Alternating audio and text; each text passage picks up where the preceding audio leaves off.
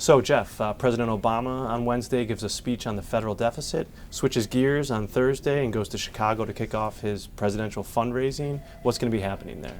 The fundraising in Chicago is it's a symbolic beginning to the campaign, but it's important too for this reason. In the early months of President Obama's first campaign 4 years ago, it really was the Democratic contributors in Chicago that sustained him.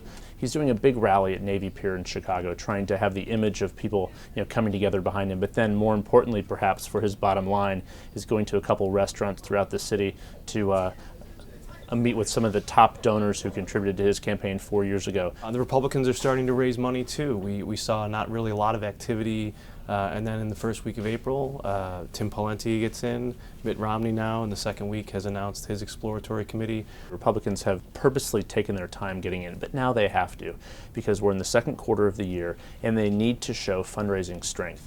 So they have April, May, and June to raise money. The reason that's important is because those fundraising numbers will show other donors, other contributors, how serious they are. Again, drawing a lesson from 4 years ago, President Obama, then Senator Obama, he raised some $30 million in the first quarter of the year. That was the very first time that people started taking him seriously.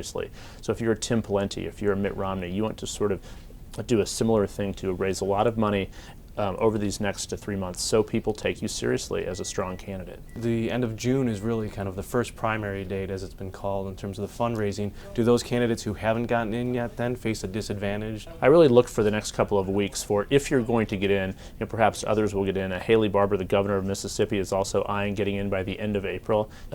Perhaps a Mike Huckabee, perhaps a Sarah Palin could wait a little bit longer. But the contributors, the donors, really are looking for some activity to play. So that's why they're trying to get in right now. So the end of June is very important. And the numbers will be reported in the middle of July. That will be the first primary. We'll see who's strong and who's not.